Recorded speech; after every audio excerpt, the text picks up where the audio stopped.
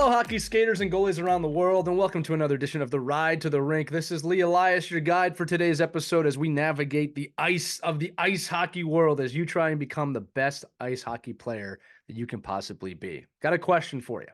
Got a conundrum for you. Did you know that people who write down their goals are 42% more likely to achieve them than those that don't? So that means the athlete that sits down whenever you're listening to this, it could be at any point of the year, and writes out the 5 or 10 things that they want to accomplish this season, this year, are more likely to accomplish those things than if you don't. And this also goes well beyond hockey. I encourage all of you to take a few minutes and sit down and write down 10 goals for your life that can happen over the next 1 to 5 years. I used to do this when I was a youth hockey player, and I'll tell you what, I put some lofty things on my list. Even as I wrote them down, sometimes I'd say, you know what, I'm probably never going to do that, but I'm going to write it down anyway.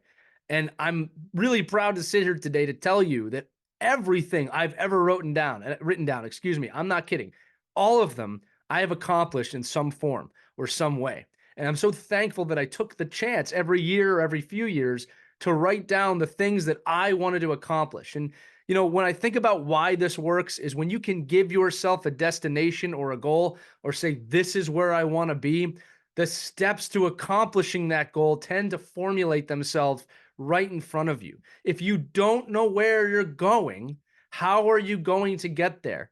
Now, some of you might be sitting there saying, yeah, I kind of know where I want to go, but kind of knowing is not enough. The people that know and decide this is the goal that I want to accomplish will inevitably take the steps to accomplish that goal. I will also tell you that there's been times I put lists on the goal list that maybe I didn't get in that year, but I did get later on, or they materialized, or they changed.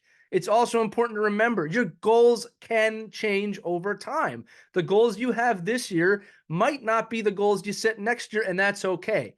At the end of the day, it's important for you to set goals regardless of that. You will change as a person, but the ability to set goals and pursue those goals will help you practice and, of course, achieve ways to be successful, which will benefit you not just on the ice, but in your life, in your relationships. If you decide to do work or hockey after school, it all plays in because the work you do today helps you become a better person tomorrow.